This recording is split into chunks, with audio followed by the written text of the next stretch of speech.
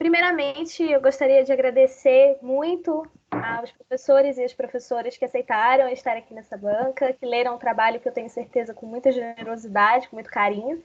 E eu estou aqui para falar um pouquinho, né, sobre o trabalho, as suas contribuições.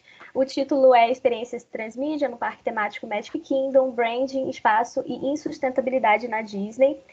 O trabalho foi orientado pela professora Jânia Zamora na UFMG e a professora Renira Gambarato na Yoshop University. É um trabalho desenvolvido em Cotutela, como a professora Jânia já pontuou, e foi para mim um momento interessantíssimo e super rico de ter tido a oportunidade de executar esse trabalho dessa maneira. Bom, como nós temos um tempo um pouquinho curto, eu trouxe aqui os tópicos teórico-metodológicos que foram abordados na tese de modo geral. Como nós temos apenas 20 minutos, eu não tenho como entrar e explicar cada um deles, mas foi uma forma de eu conseguir mostrar para vocês um pouco do percurso que foi feito para a execução dessa tese. E também para mostrar alguns pontos, caso os meus colegas aqui que estão presentes se interessem em ler esse trabalho, em pegar alguma coisa, algum tópico específico e desenvolver nas suas próprias pesquisas. Então, estão convidadíssimos e convidadíssimas. Bom, o contexto da minha pesquisa, ele parte do seguinte problema: de que modo experiências transmídia se delineiam nos parques temáticos e em que medida a relação entre espaço, marcas e sustentabilidade singulariza a noção de transmídia. Esse problema ele surgiu a partir de um levantamento de estado da arte sobre parques temáticos e espaços de entretenimento, em que grande parte desses elementos eles foram levantados como se o parque temático ele fosse só uma mídia secundária, ele fosse uma mídia de auxílio, ou alguns até nem tratavam o parque temático como uma mídia. E justamente por haver essa lacuna dentro das pesquisas, eu queria trazer uma abordagem, com o meu interesse particular na questão do espaço e tudo mais, eu queria fazer uma pesquisa em que eu entendesse melhor essa relação do parque temático em relação a dinâmicas transmídia, mas também a conglomerados de mídia, principalmente conglomerados de mídia de entretenimento. Outro elemento também que foi uma lacuna que o trabalho procurou se trazer uma contribuição foi acerca da ausência da relação de comunicação na Agenda 2030 da ONU de Desenvolvimento Sustentável e a ausência de discussões sobre sustentabilidade, associando isso a conglomerados de mídia e transmedialidade. E aí as minhas motivações foram tratar da transmedialidade como sendo esse processo comunicacional relevante na contemporaneidade, quiçá, talvez, o processo de comunicação da contemporaneidade, como as pessoas se comunicam, se relacionam, etc., e a comunicação como parte de uma realidade mais sustentável. Então, esses dois elementos foram, talvez, os meus grandes motivadores para desenvolver a pesquisa, além da minha relação pessoal com a temática, tanto a temática de parques temáticos, quanto a temática de transmedialidade e sustentabilidade. O objetivo geral foi, então, desenvolver uma perspectiva teórico-metodológica de experiência transmídia que possibilitasse a investigação de parques temáticos, não só eles, mas o foco foi parques temáticos, a partir da relação usuário-produtor, considerando os fios experienciais de branding, espaço e sustentabilidade, como que esses fios singularizavam, então, a experiência do e no parque temático.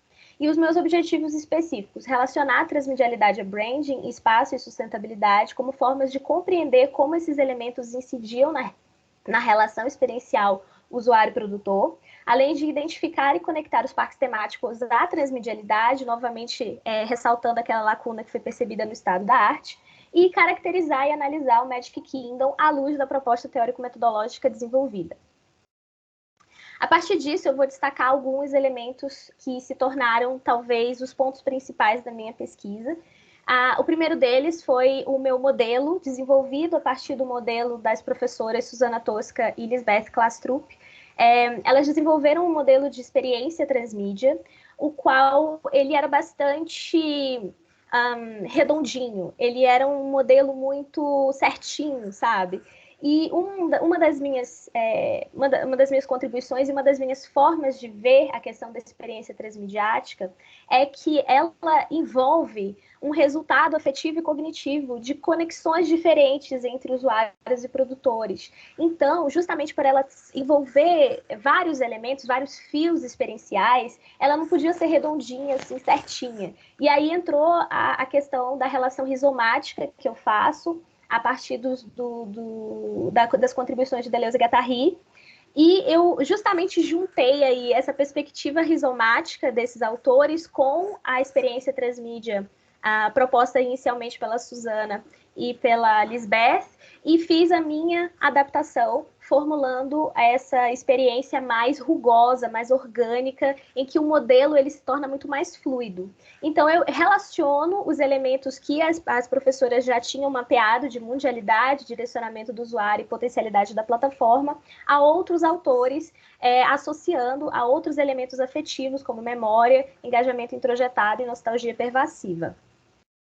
Em seguinte, eu trago a questão do território e lugar, que são construções de espaços. A partir das leituras da geografia humana, eu faço um entrecruzamento dessas ideias anteriores, né, das rugosidades e de uma experiência transmídia mais orgânica, relacionando a construção contínua de territórios, né, em que nós temos, a partir aí das teorias de heterogeneidade e multiplicidade de Deleuze e Guattari, um território que ele vai se formando de uma forma mais espiralada, de uma forma em que cada território se torna diferente, desconectado ao mesmo tempo que conectado a um território anterior. Essas perspectivas, esse movimento múltiplo, eu chamo de desreterritorialização, né? Os autores chamam de desterritorializar-se e reterritorializar-se, e eu faço essa relação transformando em uma coisa só, vamos dizer assim, de desreterritorialização, porque eles promovem aí uma construção de espaços, inclusive lugares, entendendo então lugares como esses espaços mais afetivos, em que você adiciona camadas de memória, adiciona camadas de nostalgia, adiciona camadas de afeto mesmo a essas construções. E isso vai ressignificando cada experiência relacionada ao parque temático. E, por último, mas não menos importante, a minha contribuição acerca da insustentabilidade transmídia. Essa questão, ela permeou muito o trabalho, porque a gente teve uma dificuldade muito grande de fazer uma relação direta entre a sustentabilidade e a transmedialidade. Isso porque, além da literatura escassa sobre uma relação entre as duas coisas, a gente também encontrou um outro desafio, que é a própria fluidez do que seria sustentabilidade. A partir de várias leituras e tudo mais, eu encontrei essa perspectiva de uma sustentabilidade associada a dois tipos de racionalidade, a racionalidade do capital e a racionalidade da transformação social. Essa racionalidade do capital seria a cooptação e o uso da sustentabilidade ou da alcunha sustentabilidade para se tornar, vamos dizer assim, uma forma, um bálsamo para que empresas, grandes conglomerados e grandes oligarquias, eles conseguissem ali de alguma forma dizer que são sustentáveis e ter essa chancela de sustentabilidade, mesmo quando não são todos os seus processos que são sustentáveis. E a racionalidade da transformação social, que ainda é muito uma ideia por vir, ainda é muito o que pode se tornar.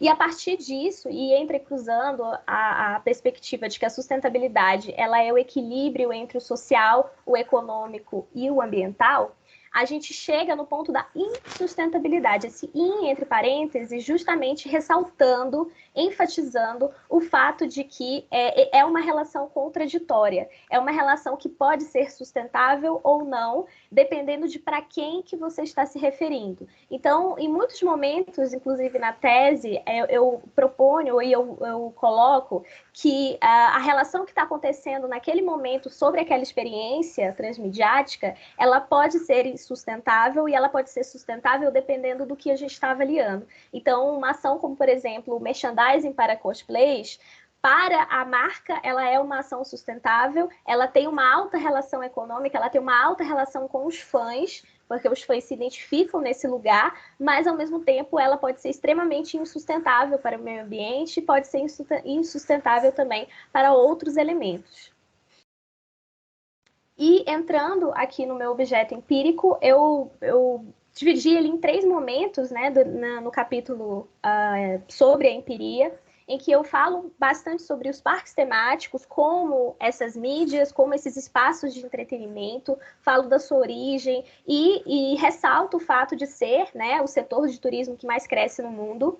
Então eu entro na Disney, enfatizando o seu aspecto transmediático, de ser uma marca transmediática, até pela questão da narrativa mestra da Disney e dos seus usos aí da disneyização e economia da experiência.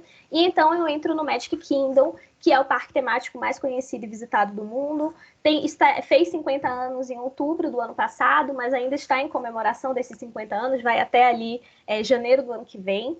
E é considerado o grande cartão de visitas dessa marca transmediática.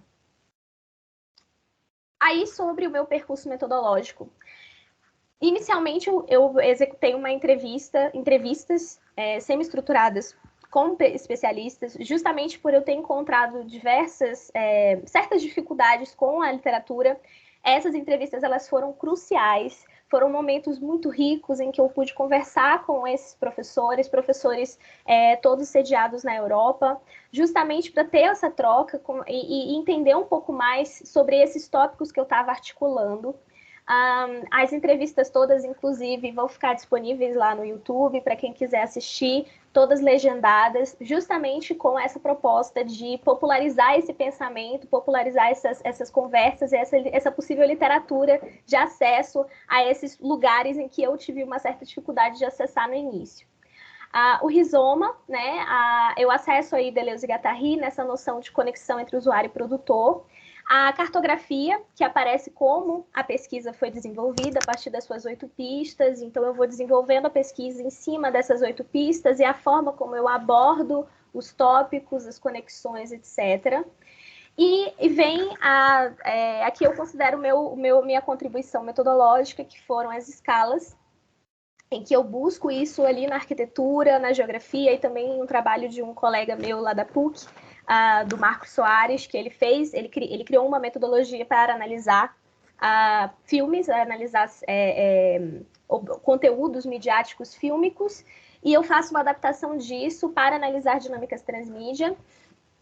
Então, eu proponho três escalas, a 1/100, a 1/10 e a 1/1, sendo a 1/100 essa escala maior, mais ampla, macro, em que a gente tem uma visão talvez até mais funcional do espaço, em que é o espaço por ele mesmo, no sentido mais físico.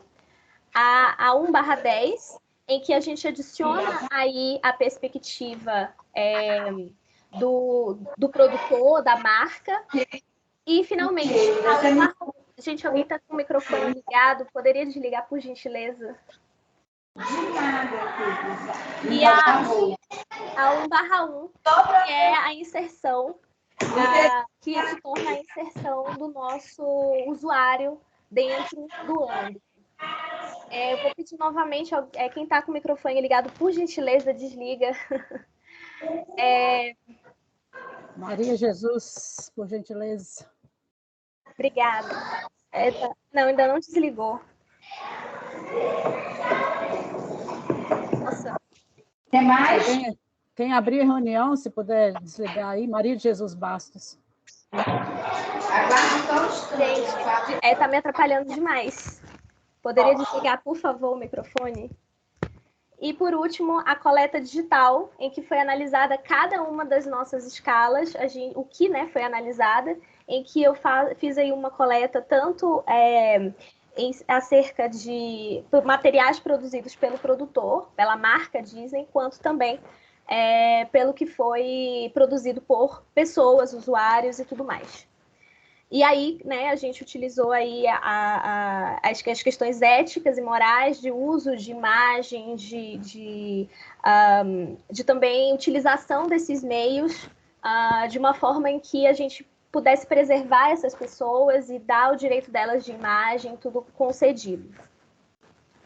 Bom, então, entrando agora nos principais resultados da tese, eu vou destacar algumas coisas que eu acredito que são bastante relevantes para a nossa discussão.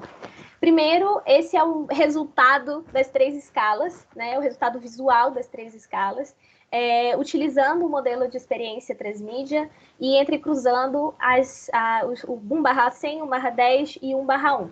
A gente percebeu que cada escala exerce um papel na construção de experiência do e no MK, e que, se a gente analisar elas separadamente, elas vão dar para a gente um resultado muito específico sobre o seu enquadramento. Ou seja, a 1/100 ela vai ter um resultado, a 1/10 do vídeo dos 7 anões vai ter outro, a 1/10 do vídeo do show de fogos vai ter outro e assim sucessivamente. Mas quando a gente observa elas em conjunto, as texturas insustentáveis, ou seja, as contradições envolvendo sustentabilidade, envolvendo a relação usuário-produtor, elas ficam muito fortes. Uma das coisas mais interessantes que a gente percebeu, por exemplo, foi o fato de existir uma mundialidade própria do parque, que era algo que no início, quando a gente começou a desenvolver esse trabalho, a gente pensava que todas as relações que os usuários eles teciam com a marca, elas passavam pela mundialidade construída pela marca e pela mundialidade das narrativas da marca. E, no entanto, a gente foi percebendo outras relações aparecendo. Então, isso só para apontar uma das questões que esse modelo mostrou para a gente. Então, nas experiências transmídia em parques temáticos, os usuários experienciam o parque segundo as suas próprias regulamentações. Eles se utilizam desses conteúdos transmediáticos, sim, mas eles operacionam eles de acordo com seus próprios engajamentos e memórias, ou seja, eles acionam aí elementos afetivos e elementos cognitivos que são muito próprios, são muito particulares. E, nesse sentido, o espaço, ele singulariza essa relação, ele singulariza a experiência transmediática no parque temático, justamente com base na articulação de territórios e nessa construção de lugares, né, desses espaços afetivos, que se tornam possíveis, que aí torna possível para a gente investigar essa relação usuário-produtor e encontrar onde que estão esses fios experienciais, tanto pelo parque temático ser um espaço em si, quanto também porque dentro dele e a partir dele vão sendo criados novos territórios e novos espaços. Já a marca, ela singulariza essa relação de experiência transmídia porque a gente começa a olhar para elas como atores sociais, sendo participantes da experiência transmídia, e não apenas as suas donas, como algumas pesquisas costumavam apontar. E, a partir da insustentabilidade, a gente observa que essas contradições elas são inerentes na relação usuário-produtor. Então, por um lado, elas estão ali muito conectadas à longevidade da marca, por outro, elas também estão muito conectadas à manutenção das fachadas individuais de cada um desses usuários que estão envolvidos aí nessa relação de experiência transmídia. Aí, nas minhas considerações finais, acho que eu apontei aqui as principais contribuições, as limitações e potencialidades do trabalho. As principais contribuições uma discussão sobre o estatuto do objeto transmídia ter uma experiência transmídia atrelada. Quando a gente iniciou esse trabalho, esse percurso, uma das coisas que a gente trabalhava no início era justamente essa coisa de que a experiência transmídia ela existia ali, ela estava ali. E, no entanto, conforme a gente foi desenvolvendo esse trabalho, a gente foi percebendo que nem todos os usuários eles se relacionavam com esse objeto transmediático de maneira transmediática, né? Existia muito mais uma relação pessoal e de variedade do que a gente podia imaginar no início. A existência de uma mundialidade do parque temático, que, como eu apontei no início, a gente pensava que todas as relações elas passavam pelas questões narrativas e de marca, e, no entanto, apareceu para a gente o parque temático como uma mídia autônoma e, muitas vezes, como uma relação em si, em que as pessoas elas criavam com a marca e as narrativas por meio do parque temático. Então, foi uma outra questão observada.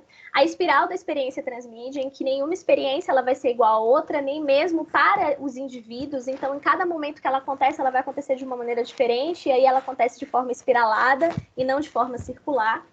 As 3 formas de memória, né? A imaculada, que é aquela em que o indivíduo, o usuário, ele quer manter a memória dele daquele jeito bonitinho, lindinho, intocável, sem sofrer nenhum tipo de mácula. Aquela que engaja, que é aquela que está interessada em renovar essas relações de memória, essas relações de afeto, essas relações de cognição, e muitas vezes ela pode acabar virando um desengajamento, ela pode acabar virando um engajamento negativo. E aquela que conecta, que é uma memória que está muito mais interessada em compartilhar, em trocar, em mostrar para as outras pessoas caminhos possíveis de experiência. E a concepção de insustentabilidade transmídia. Em relação às minhas limitações, o Covid-19 definitivamente foi, né? A pandemia foi uma limitação muito grande, principalmente porque a gente tinha um planejamento de fazer uma parte da pesquisa em loco, de ir para Disney, entrevistar pessoas, fazer observação participante, fazer observação, conversar com esses indivíduos e ter aí uma amostragem física, vamos dizer assim. No entanto, não foi possível, então precisamos ficar na amostragem digital. A gente optou por fazer apenas uma rede social, porque cada uma rede social tem as suas próprias regulamentações, e a gente encontrou no YouTube uma possibilidade tanto da ferramenta de fazer esse encontro desse material de forma mais ampla, sem precisar buscar um usuário, por exemplo, especificamente, mas buscar uma hashtag, buscar filtros, usar filtros, e também a possibilidade da gente tirar os frames em que aparecia o rosto das pessoas ou que tornava eles identificáveis. A literatura escassa acerca de certos assuntos e limitações de acesso, além da relação pessoal com o objeto, que fez com que várias vezes eu tivesse que fazer um exercício de objetividade, aí com as minhas orientadoras sempre me orientando nesse sentido de, olha, cuidado se está muito fã do seu objeto, vai um pouco mais para o lado crítico e tudo mais. E as potencialidades, né? A literatura atual e pouco discutida no Brasil, eu fiz questão de aproveitar esse momento de estar lá na Suécia para ter acesso a um database mais amplo que a gente tem aqui no Brasil, a ter acesso a autores que publicaram há pouco tempo, então eu tenho uma literatura de 2019 para frente, exceto, claro, os autores mais clássicos que eu articulo, além da entrevista com os professores, a abordagem metodológica, o recorte do período pandêmico, que abre possibilidade de fazer, por exemplo, um comparativo entre o que aconteceu durante a pandemia e o que aconteceu depois, e a abertura de diferentes frentes da pesquisa que podem ser reutilizadas em outras áreas, né? Comunicação organizacional, estudos de engajamento, memória, sustentabilidade, branding, transmedialidade. Bom, basicamente, é isso que eu tinha para falar para vocês. Eu agradeço demais a presença de todos vocês. Espero que o trabalho possa, de fato, contribuir para as pessoas que quiserem ter acesso a ele. E estou muito animada para ter esse momento de troca com os professores e as professoras.